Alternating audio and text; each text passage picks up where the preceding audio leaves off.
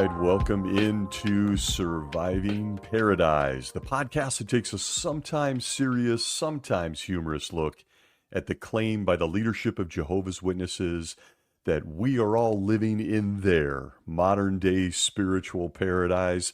I'm your host here, Stacy Bauman, former elder, ministerial servant, and a kid raised as a Jehovah's Witness in the 1970s and 80s. As I do, and I'm going to overemphasize it this week, we try to have fun here most weeks while we heal, maybe learn a thing or two as we reference their deep, deep pool of wisdom. Sarcasm, humor, and more is never meant to offend, just my own brand of observation. The air feels heavy, folks. It feels very, very heavy to me. From the outset, I'm going to admit I don't even know what to do with this. And to be honest, I've rode a roller coaster, stayed away from almost everything, including other people's opinions and thoughts on this. At times, I've felt really overcome with rage. So you have been warned. I pride myself on leaning into logic and common sense when discussing Jehovah's Witnesses, and I'm going to do my best to do that this week as well. But to be honest, I just feel a mix of really negative emotions, including rage. And I don't see any light at the end of the tunnel because I'm absolutely leveled that the latest round of new light from upstate New York isn't making headline news all over planet Earth. I realize ex-Jehovah's Witnesses tend to ruminate on the organization that completely altered their lives. So we tend to focus on anything coming out of New York, even as the world moves on without us. It engages in wars, diseases are rampant, economic disasters happening all at the same time.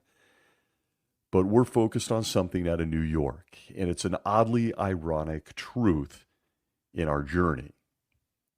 However, the new light that came out of the 2026 Governing Body Update Number 2, released to the universe on March 20th, 2026, is in a league of its own.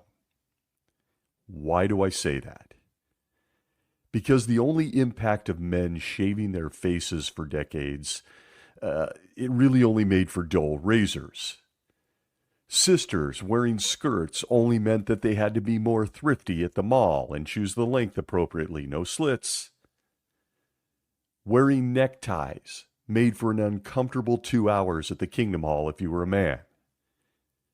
Appointing 21-year-old boys as elders only means less people are going to come forward to confess to masturbating or watching something on the internet they shouldn't be watching. Avoiding the celebratory toast at the business meeting or happy hour only led to some awkward stares from your coworkers or other people. And as for the overlapping generations of the 1990s, well, they just gave you a headache because they're absurd. But what came from the governing body of Jehovah's Witnesses a couple of weeks ago is far, far different. And whether you're a current Jehovah's Witness or a former Jehovah's Witness, I personally believe that this one should rock you to the core. And I realize from the outset I'm dramatic. I'm prone to hyperbole. That comes from my mother's Italian gene pool. But I don't know if something has ever hit me this hard. And I'm not a Jehovah's Witness today. Yeah, the child safety issues are right at the top of my list, as is shunning loved ones, including family. But the new light that came from the governing body resides in its own tier. It's a level of evil that has taken me days to contemplate, and I'm still not anywhere near close to figuring it out. For those not in the know, the governing body of Jehovah's Witnesses announced changes to the blood doctrine just weeks ago in March. A doctrine that has gotten people killed. Before I launch into the changes, it's important to offer what I think is a very, very brief history of the J-Dub blood doctrine.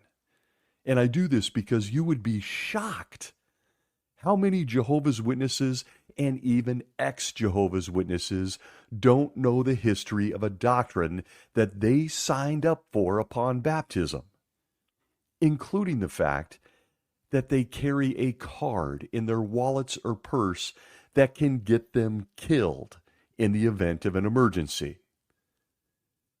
So allow me a few minutes to review the history of the blood doctrine, and don't worry, there's not going to be any written review for those of us that remember that. However, there simply aren't enough words that I can say or articulate to encourage anyone associating with this organization to look deeply into their blood doctrine, including its history and its results. So bear with me this week. Take a deep breath, clear your head, listen, and as always, research this so you know that this isn't some random faceless guy lying to you on a podcast. As is always the case, and I can't emphasize this enough, even more so with this subject, the Jehovah's Witnesses believe and are required to be life and death loyal to the governing body and the organization. They, those 11 men, speak for Jehovah God the Almighty and Jesus Christ. So even when covering this subject, the latest round of New Light, it's important to emphasize this with each instance that they come out with New Light. So please remember the following in their own words.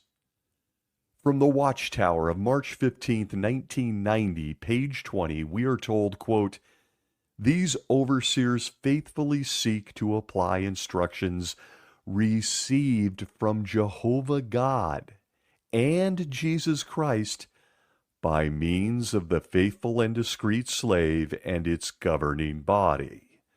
End quote.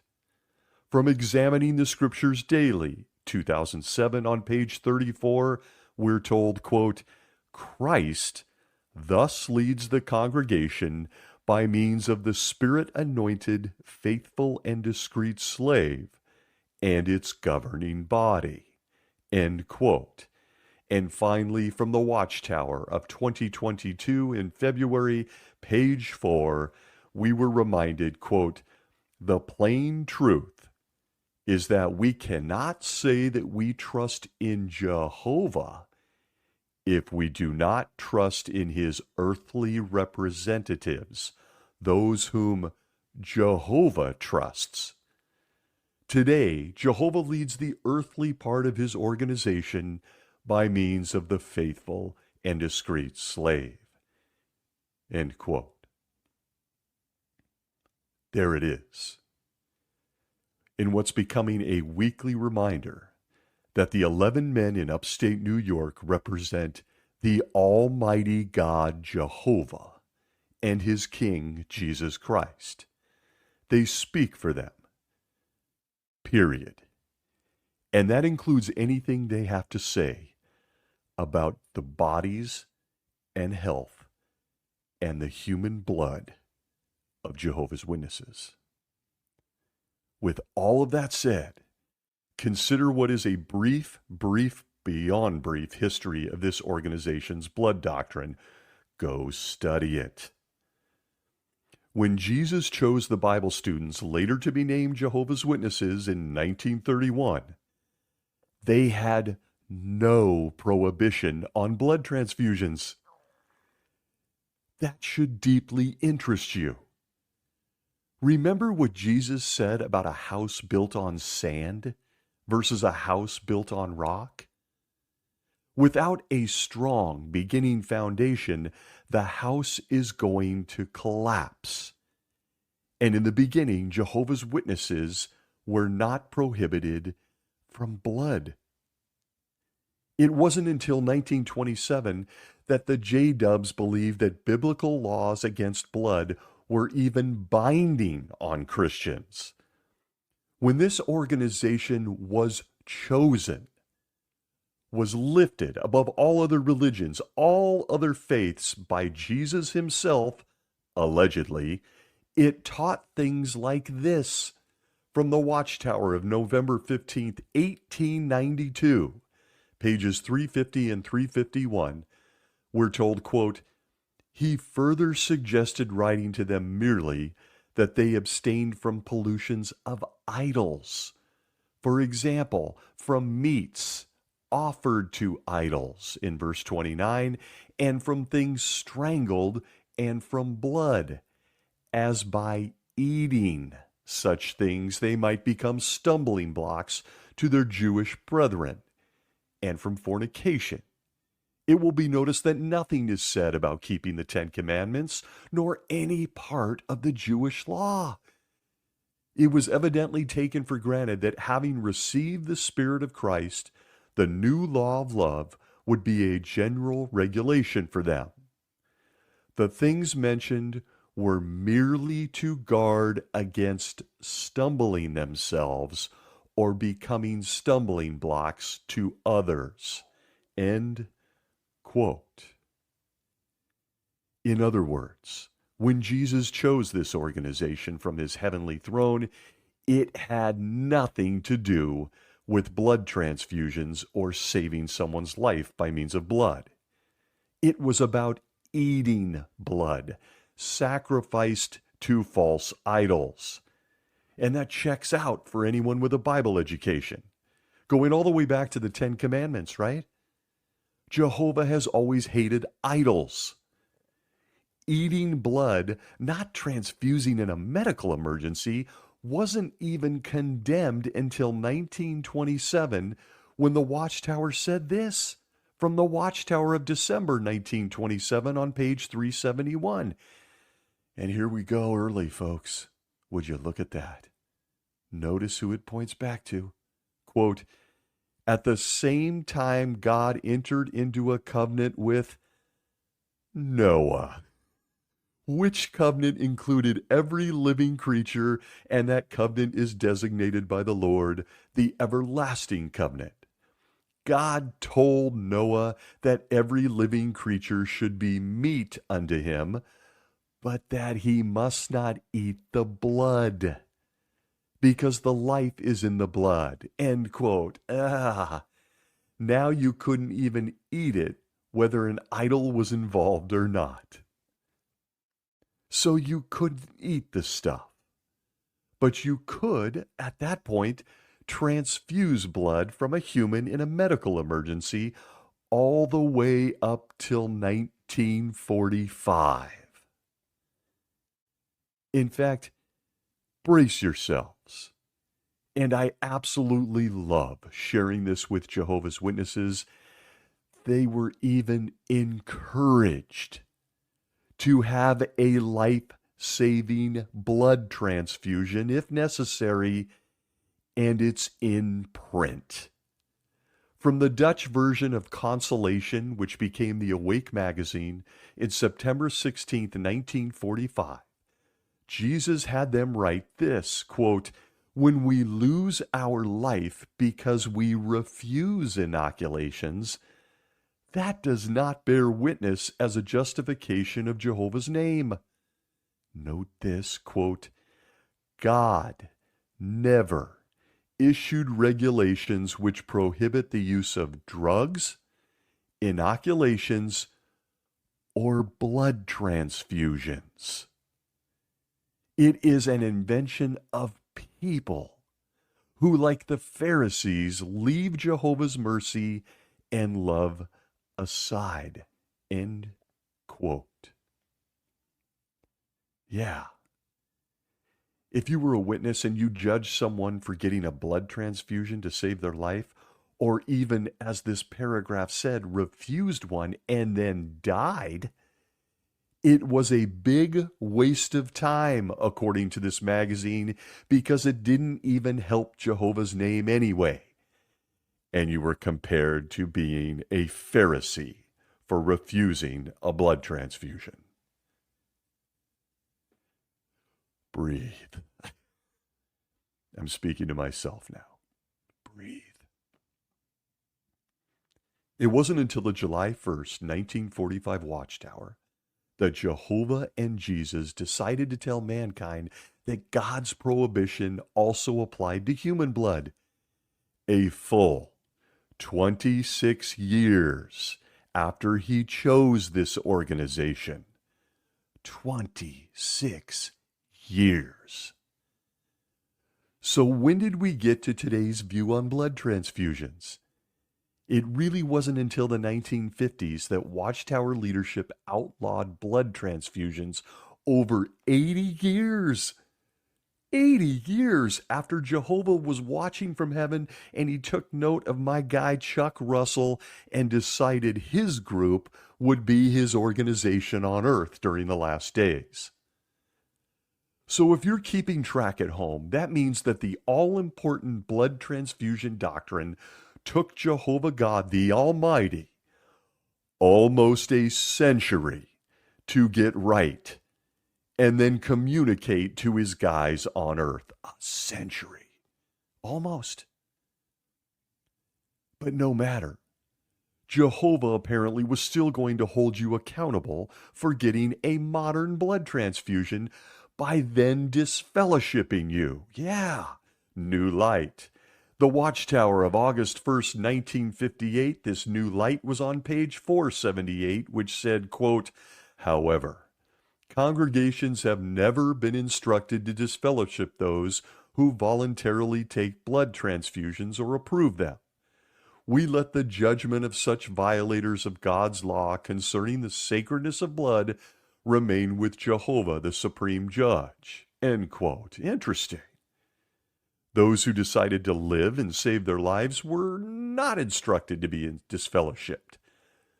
But note this, just 3 years later. From Jehovah's Witnesses, Proclaimers of God's Kingdom, page 183 and 184, this faithful slave said, quote, "Beginning in 1961, any who ignored the divine requirement, accepted blood transfusions, and manifested an unrepentant attitude were disfellowshipped from the congregations of Jehovah's Witnesses." End quote.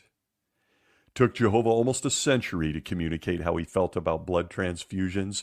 Took only 3 years till he started kicking people's asses out. Behold, a death-dealing, dramatic memory lapse from the Almighty Jehovah and Jesus, his Son, in their communication to the guys on earth. And a change that required Jehovah's Witnesses to either get in line or be kicked out, where they could then look forward to being slaughtered at Armageddon for just wanting to stay alive. And just a quick reminder for a Jehovah's Witness listening, this applies to a J-dub that consumes or transfuses blood, or a parent that allows their children to have a blood transfusion so they can keep living. This is despite the Bible never, at any point, listing consumption of blood as a reason for shunning someone. It's not in the Bible. And we can only at this point believe that Jehovah forgot to include it when he had the Bible written. The blood doctrine is life or death to him, but he forgot a few of the details. There is your very, very brief history. Without going into the changes over the last 40 years with blood fractions and proteins and all the like, there are many details as they've tried to get themselves out of the accountability for a doctrine that is completely disgusting and absurd. However, blood transfusions remain off limits to witnesses. What has been the result of all this? And here's the rage. According to a 2010 medical article from the National Institute of Health, some sources have cited a rough estimate of up to 1,000 deaths per year. From that same report, a study of 105 Jehovah's Witness patients undergoing high-risk surgery showed a 6.6% in-hospital mortality rate, with 4 deaths directly linked to severe anemia, notes a study from the National Institutes of Health. What has been the result of their ever-changing doctrine on blood, something not taught in the Bible, something Jehovah forgot for a century, something Jesus didn't initiate when he chose this organization? What has been the result? Death. Precious souls gone. Even as Jehovah and Jesus try to get the messaging right to their guys on earth, people die. Not running through razors or ditching your skirts, not clinking glasses, not saving trees by no longer turning in field service reports. Now, none of that. Death. And if you try to save your life by getting a blood transfusion, they will then shun you.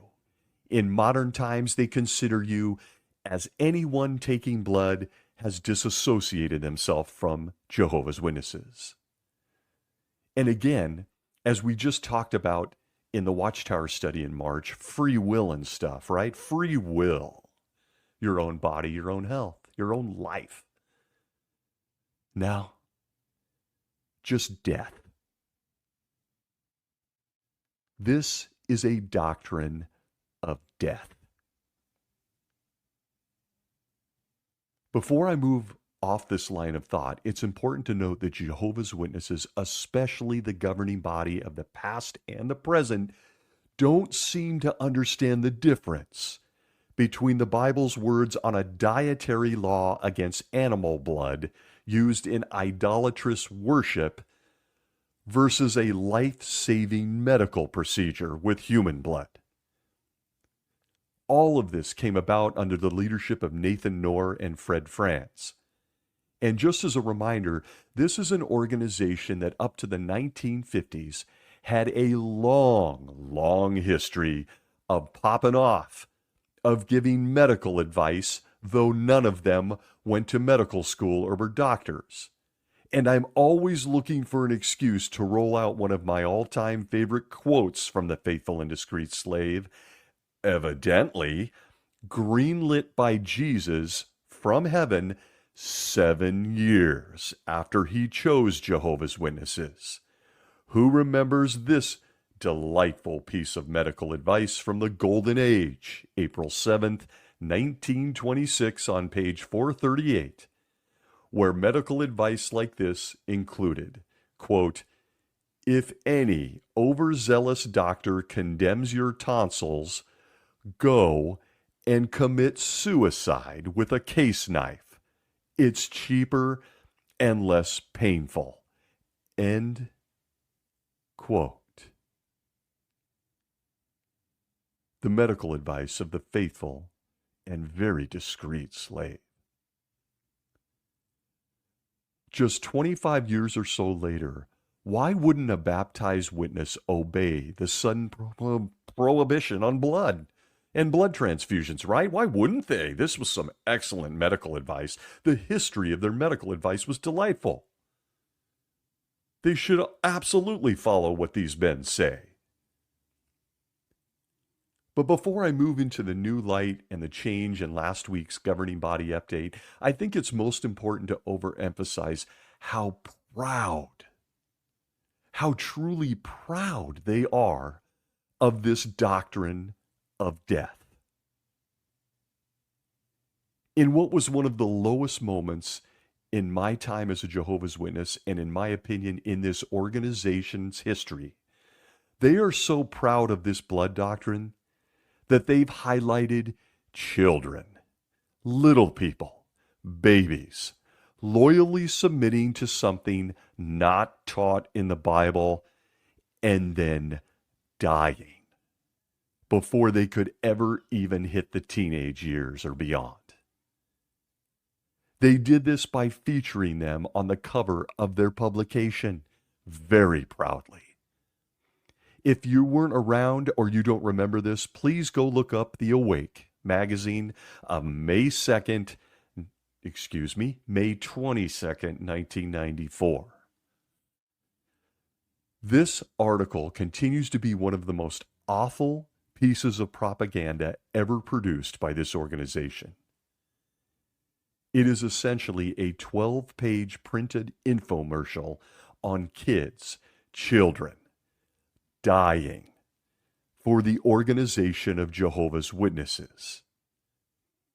The cover is covered in the smiling faces of minors that were victims of child sacrifice. Had they been born and needed blood prior to 1950, all those same little faces would still be alive. But they unfortunately were born in the 1980s and 90s. And the decision was made by their parents, baptized Jehovah's Witnesses, that they should die instead. What is the mindset of Jesus Christ and the governing body to roll out literature celebrating underage minors who had no choice but to obey their parents and then gave up their lives for something not taught in the Bible? What does it take to do that? As that cover flew off the printing presses back there in Brooklyn at the time, no one took a look and felt a little uncomfortable. What does it take to be proud that kids have died for an ever-changing doctrine made up by men? I'll tell you what it takes. It takes evil.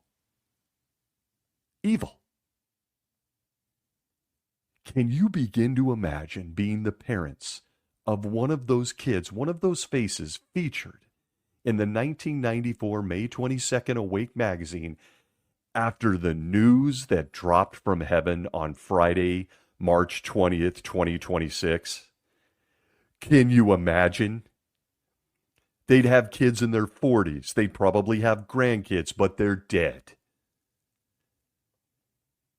How did those parents feel with the new light brought by governing body update on March 20th, 2026? There are simply no words for the level of evil that is pouring out of upstate New York. For those that have somehow not heard about the new light featured in governing body update number 2, allow me. The update is hosted by governing body member Garrett Loesch. I thought that was an interesting choice. The oldest and longest tenured member of the governing body got rolled out for this one. They know he'll be gone soon. Make no mistake. It's calculated. As always, I encourage you to go watch it for yourself on the only website powered by Holy Spirit. But be in the right mindset. Prepare yourself. Once he gets the annual memorial invitation out of the way, no, I did not think it's a coincidence that they decided to drop this new light during their biggest event of the year. We call that a news dump. Men do that on Fridays in the secular world. They just kind of slipped it into this 16-minute update. But after he gets the memorial invitation out of the way, along with encouragement to pioneer, this future king priest talks about the Italian branch moving cities, okay? For a Jehovah's Witness, you're settling into your seat, and you're just trying not to doze off. It's just 16 minutes. You get standard updates on an organization preaching about the world ending, coming any second now. And of course, they always support it with disasters, complete with floods in Africa and persecution in Russia. Your standard update. But then, at the 11:30 mark of this 16-minute talk, we are to believe that Jesus Christ of the Gospels told Garrett to drop arguably the biggest bomb of the past 70 years.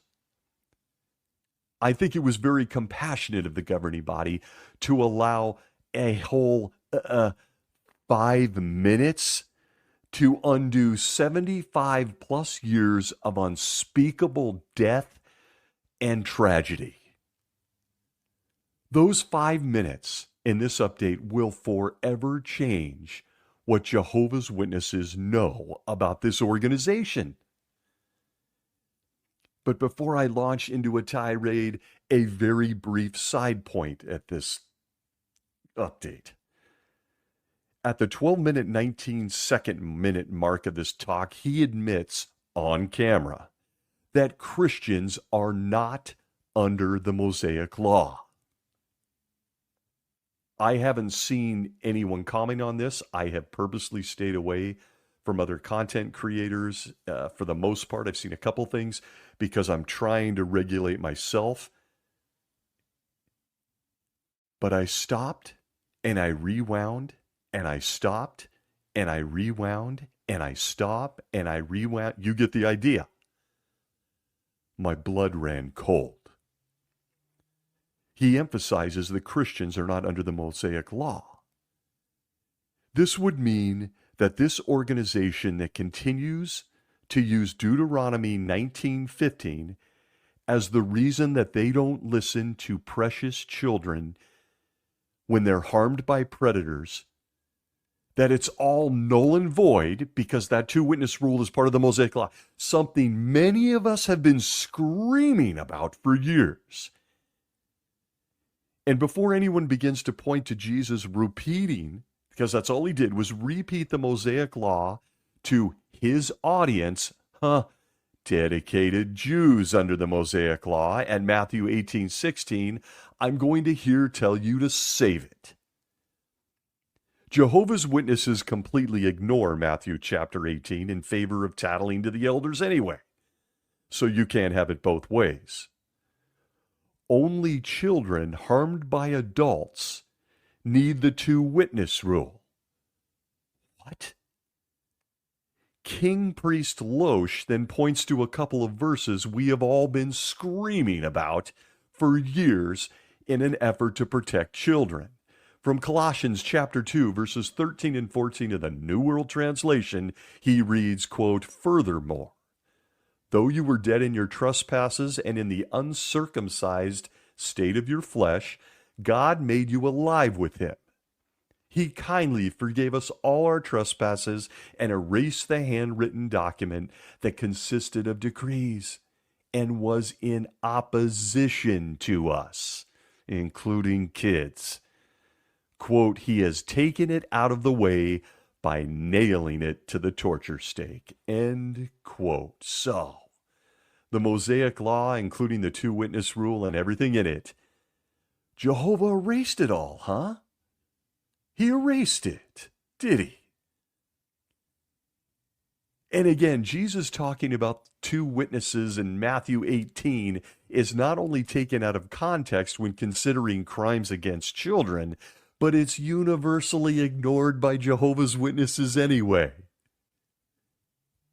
They don't use Matthew 18 to solve problems. They go tattle to the elders.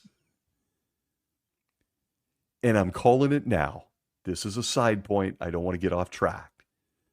But this throwaway comment on Christians in the Mosaic law will come back to haunt them in the future. Smart people caught it. You can't influence and uphold the Mosaic law when it says Jehovah erased it in Colossians 2. And you sure as hell can't do it when it comes to the safety of babies. Okay, side point done. Now back to Garrett Loesch's comments on blood. At this point, Loesch says, quote, "Therefore, Christians are not under the command that blood be poured out and covered with dust. Furthermore, the Bible does not comment on the use of a person's own blood in medical and surgical care," end quote. I'm not going to share every word, but here it comes. He continues with this, quote, "Therefore, after much prayer and consideration of the Scriptures, end quote. I want to point out that he just said in the sentence before this that the Bible doesn't comment on a person's own blood or medical and surgical care. Next sentence, starting over, quote, therefore, after much prayer and consideration of the scriptures that don't contain this, quote, the governing body has decided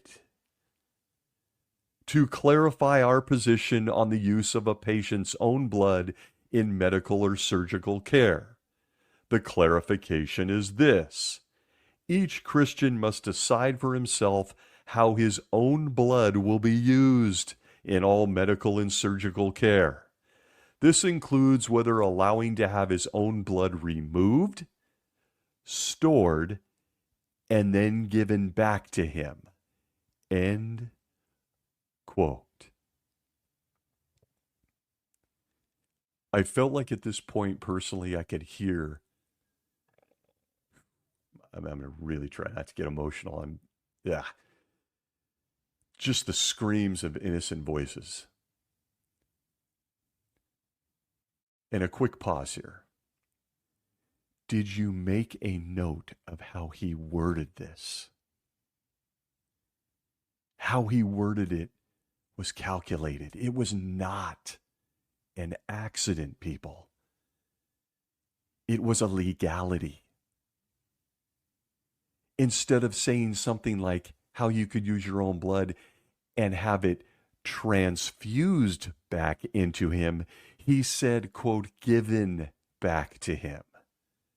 Thereby avoiding the trigger word that would minimize how many Jehovah's Witnesses would likely fall out of their chairs when they heard this. And make no mistake, words have power. Given back sounds much different to a Jehovah's Witness than transfused back into him. Calculated, not an accident. And does anyone at this point recall what Jesus said about the Pharisees? Brother Loesch continues by saying, quote, what does this mean? Some Christians may decide that they would allow their blood to be stored and then given back to them. Others may object.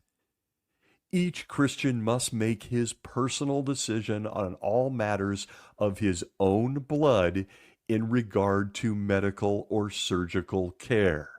End quote.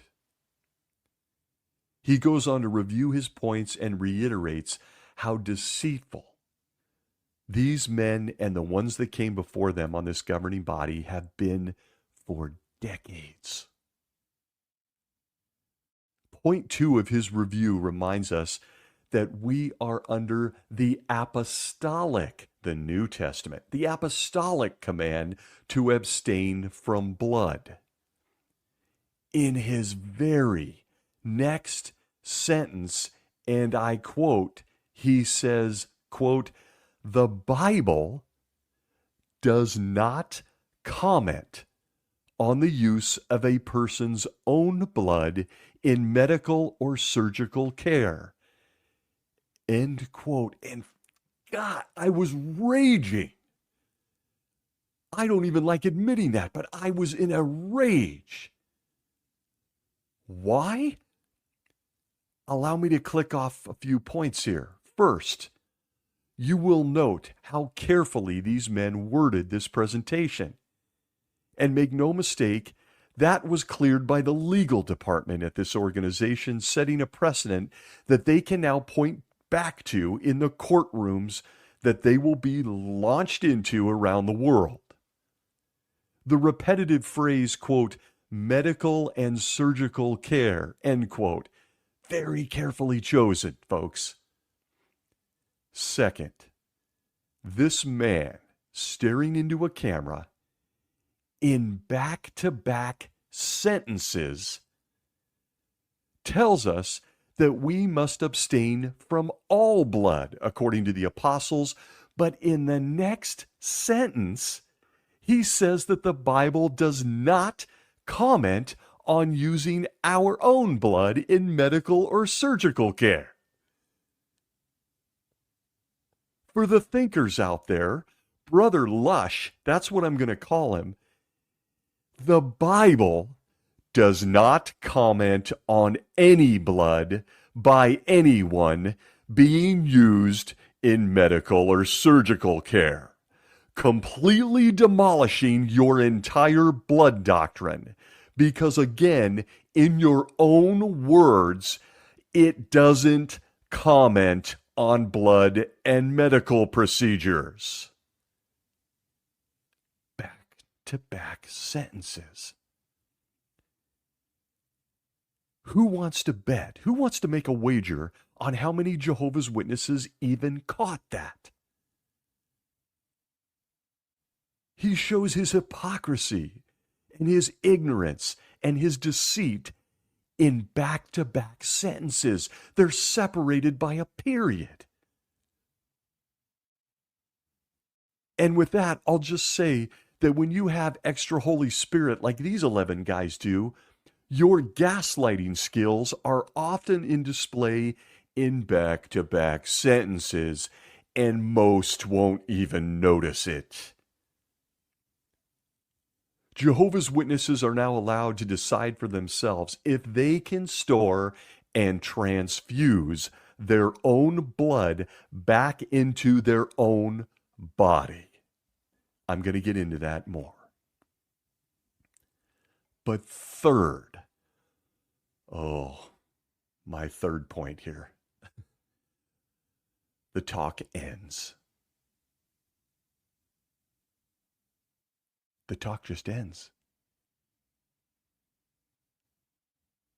He makes this announcement, this new light, and the talk and the video fades to black.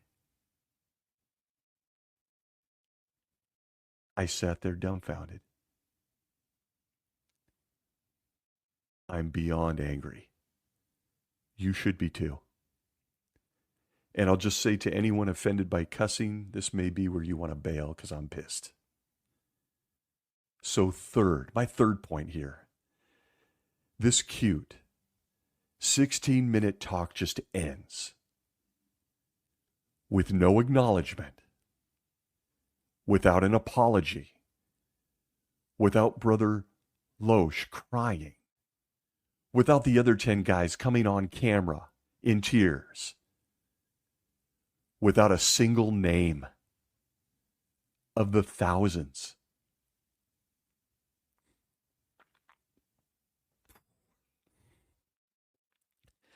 Thousands of people,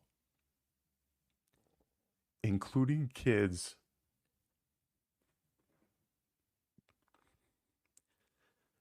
that these men sent to their deaths between the late 1940s and Friday, March 20th, 2026. Not a single name.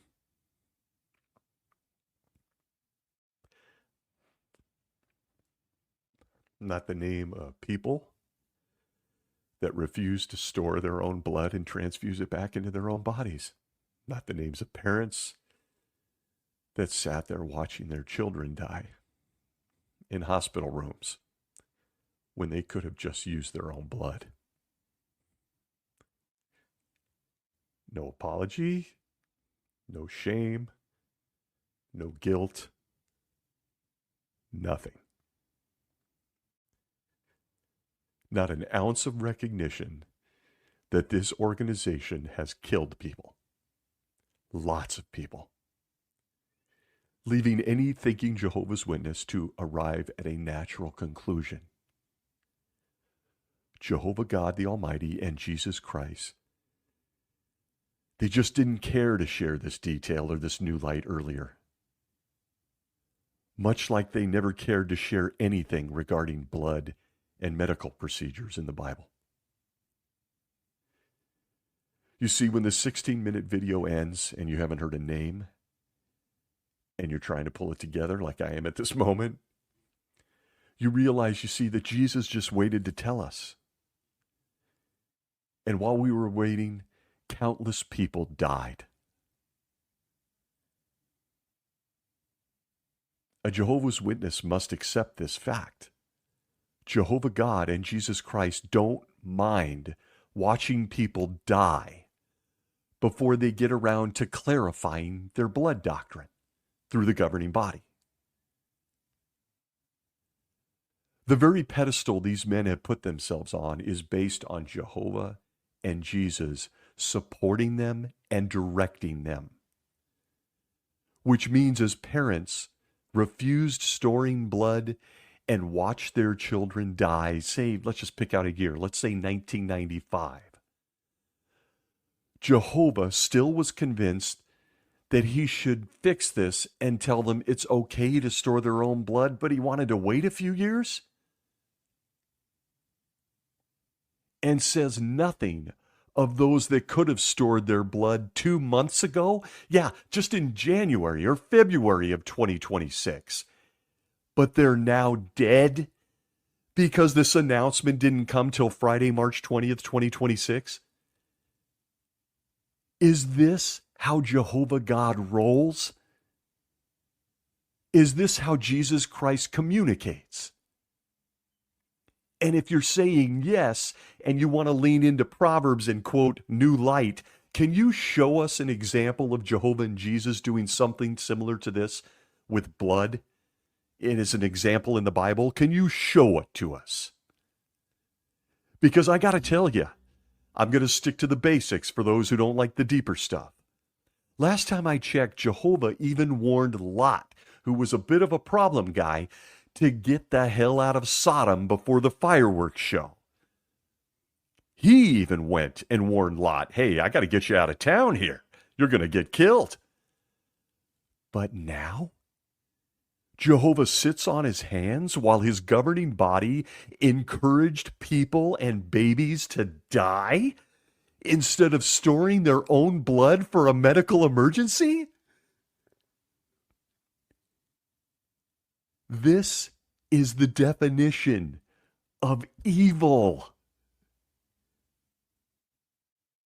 It's not negligence, folks. It's not forgetfulness. It's evil.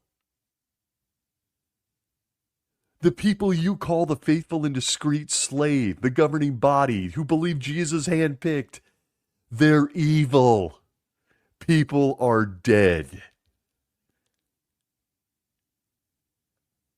I've seen some people on social media, and I admit I've mostly stayed off the other content creators. I'm sure they've done a great job. I've stayed off of most everything until it hits me. I've been seeing what some Jehovah's Witnesses have been saying about this new light. That a Jehovah's Witness could always make this call. Oh, this really isn't new. This is standard. And I can't believe what I'm looking at. All these years, even understanding why people's brains are mush in that organization. I can't believe on this one that they're saying this has always been the case. Like it's no big deal. I can't scream it loud enough. Bullshit. To those who believe that Jehovah's Witnesses could always store their own blood and transfuse it back into their bodies, no big deal, I implore you to get help. You're mentally ill, and I'm serious. Get help. I'm not trying to offend anyone this week, but I'm not above offending you if the truth is the truth. And if you believe that this has always been the case with Jehovah's Witnesses, that they could do this, that is insane. And allow me to prove it. From How to Remain in God's Love publication, page 247. Under the subheading Medical Procedures, the governing body said this, quote, as Christians, we do not donate blood, nor do we store our own blood weeks in advance of surgery, end quote. If you're a witness, open your wallet or access the file. From the 2007 Advanced Medical Directive copy, on the back of the document that you signed, that you put your age and the date on, it says this, number 5, regarding medical procedures involving the use of my own blood, I refuse to pre-donate and store my blood for later infusion. I accept diagnostic procedures such as blood testing, end quote. Do you have one? Did you sign it? So no, to Jehovah's Witness apologists, this whole thing isn't the rantings of apostates. This is the organization you belong to, letting people die instead of giving them the option to store their own blood until March 20th, 2026. But if reading from your medical documents or books doesn't convince you that you are wrong, that has not always been the case, you might want to sit down for the next one. This, and if you're a Jehovah's Witness, please help the rest of us understand, including those that have lost people who were loyal to something Jesus knew was wrong but didn't fix, and even let the governing body teach. How about this one?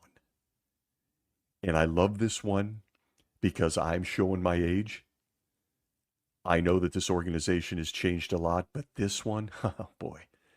This one comes from their current Bible study book, the one they're using. Enjoy Life Forever, page 255, section 3, titled Medical Procedures Involving Blood, where they tell the world this, quote, "There are medical procedures that make use of a patient's own blood.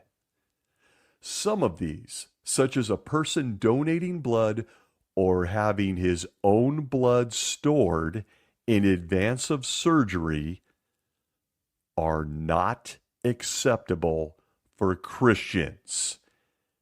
Quoting Deuteronomy 15:23, end quote. Ironically saying you cannot store your own blood at any point for reinfusion, and citing Deuteronomy 15:23 of the, you guessed it, Mosaic law that Garrett Loesch just said moments ago in this broadcast we need to no longer obey. This is the current Jehovah's Witness education program, people, today. If you accept a Bible study tonight, this is what you're going to read on page 255. And plot twist, Jesus is pumping out a Bible study program saying that you cannot store your blood and later transfuse it back into your own body, even while his guys on the governing body say to pay no attention to that Jesus guy. It's your call. Governing body update number 2. You get to decide what to do. Evidently, for those paying attention, Jesus doesn't even know what is being said in his own publications before he sits Garrett Loesch down in front of a camera to say the exact opposite. This is all unprecedented lies, deception, evil. People have lost their mates. They've lost their kids. They've lost their parents.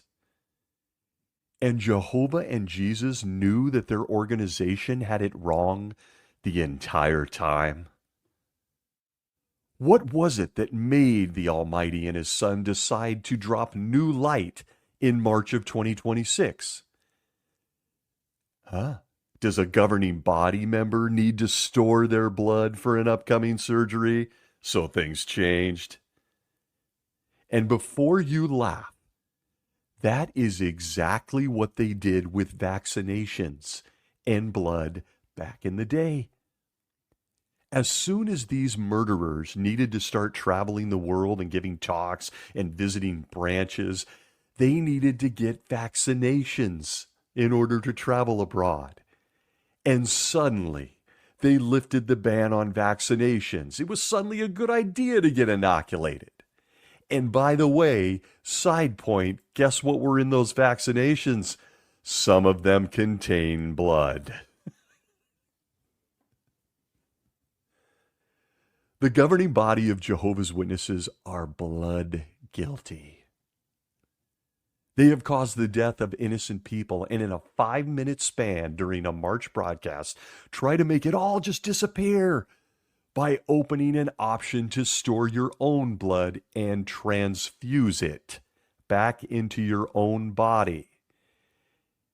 An option thousands of loyal people, dead loyal people, were not allowed to consider before a couple days ago.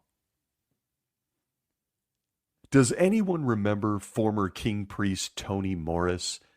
How he discussed blood on the hands of Jehovah's Witnesses if they just weren't actively preaching every month? Do you remember that talk? He was so smug. He showed his palms telling inactive Jehovah's Witnesses that they were blood guilty.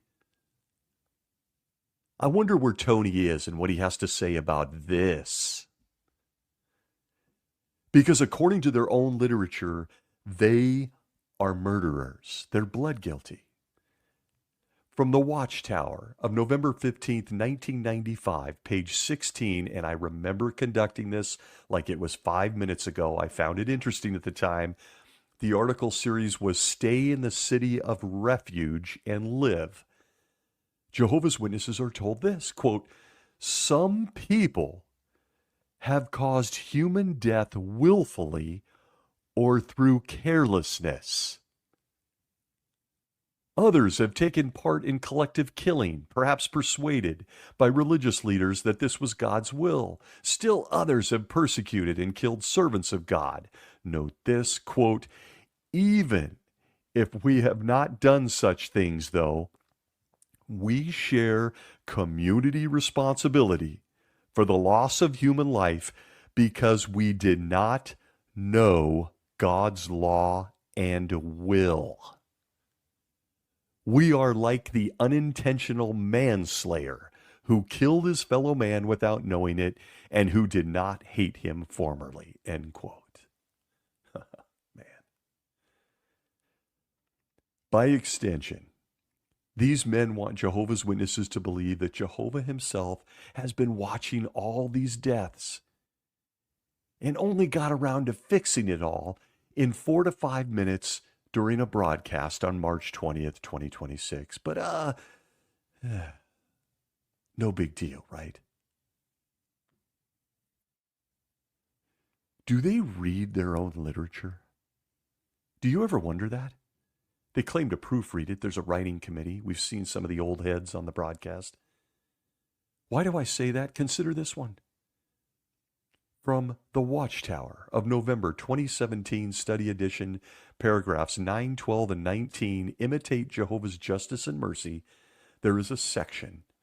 The subheading is, Respect Life and No Blood Guilt Will Come Upon You, where it tells us, quote, a key purpose of the cities of refuge was to protect the Israelites from blood guilt. Jehovah loves life, and he hates murderous hands that shed innocent blood. A just and holy God, he could not ignore even accidental bloodshed. Or just God always does what is right and proper. We want to be like him. The cities of refuge, for example, teach elders how to judge with true justice, and they teach all of us how to deal with one another in loyal love and mercy. We are no longer under the law, yet Jehovah does not change, and the qualities of justice and mercy are still important to him. End quote. Are they familiar with what they even teach about blood guilt? Do they care? Jehovah's Witnesses that are bravely here listening, be warned on this next one, because I think this is rich. This is absolutely outstanding.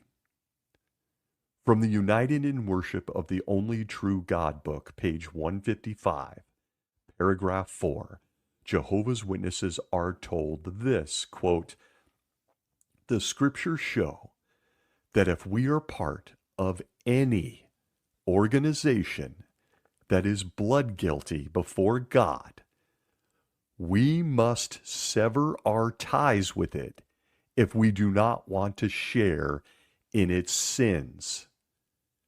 Such action deserves urgent attention." End quote. Oh. Sever your ties with those that have gotten people killed. Now that Jehovah's Witnesses can remove and store their own blood and then transfuse it back into their own bodies, I think it is important for all of us, most especially a Jehovah's Witness, to take inventory. Inventory on your spiritual promises, all based on a quality that is very important to me personally. It might be my top one. Loyalty. Loyalty. From the March 15th, 1996 Watchtower, page 16, paragraph 9, we're told, quote, "We now come to the matter of being loyal to Jehovah's visible organization. Certainly, we owe loyalty to it, including the faithful and discreet slave through which the Christian congregation is fed spiritually." End quote. Yeah. They demand your loyalty, even as the United in Worship book says that you should immediately sever ties with an organization that is blood guilty. I've always loved the quote by Aristotle, so simple, where he said, quote, "Evil destroys even itself." End quote. It certainly does. We're witnessing it. And we now have more proof of the governing body's evil. Here is something that the governing body of Jehovah's Witnesses, nor, as we just briefly discussed loyalty, anyone who supports them can say. You cannot say this. Are you ready?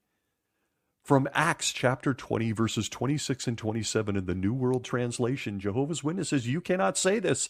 It says, quote, "I am clean from the blood of all men, for I have not held back from telling you all the counsel of God." End quote. The governing body has. Until March 20th, 26, they held back, telling Jehovah's Witnesses that they could store their own blood and live. They are most certainly not clean from the blood of all men. And if you support them, neither are you, whether you like to accept that fact or not. In conclusion, if you're a Jehovah's Witness keeping track at home, your loyalty to this organization now includes the following facts. You, dear person, are now supporting an organization that has a secret database of child abusers that it refuses to share with law enforcement. An organization that only addresses child safety when taken to the highest courts in select countries. The organization has a worldwide child safety issue and allows abusers to sit right next to your children at the local Kingdom Hall. It's systemic. This organization is being sued and drags cases out until the last possible moment, then settles quietly to avoid a courtroom examination of its practices. Oh, and the payments are made with your donated money. Also a fact, you support an organization, dear person, that demands you shun someone that has made a mistake, maybe mistakes, including your own family, your children, treating them as someone that is doomed to death any day now. Then it takes to courts worldwide and lies about their shunning practices to the authorities. Fact, you, dear person, are now supporting an organization that has lied to billions of people about a coming paradise earth, even rolling out years and prophecies and dragons and stuff. Something not taught anywhere in the Bible, robbing people of their potential, their youth, their time, and their very lives. And then finally, there is this, dear person.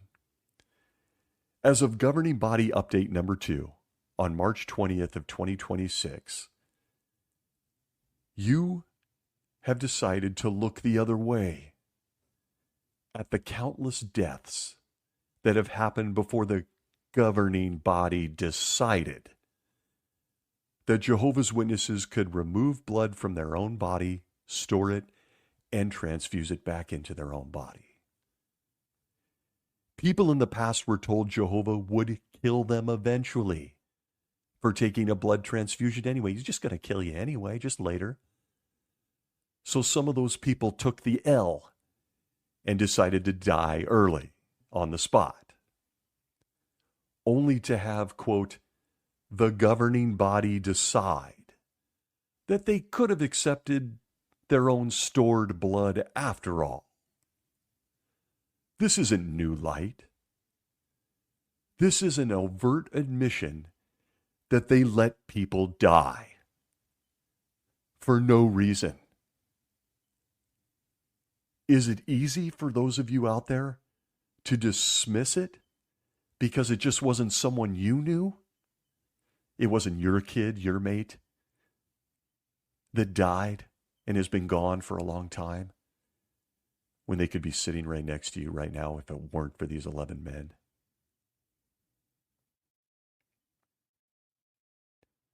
Loyalty, huh? Loyalty. Loyalty.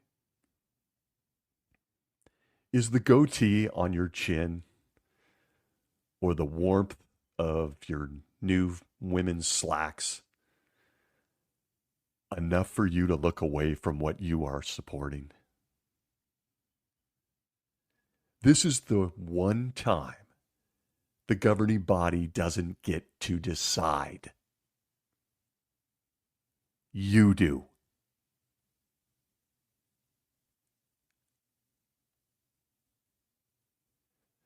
Thanks for being with me this week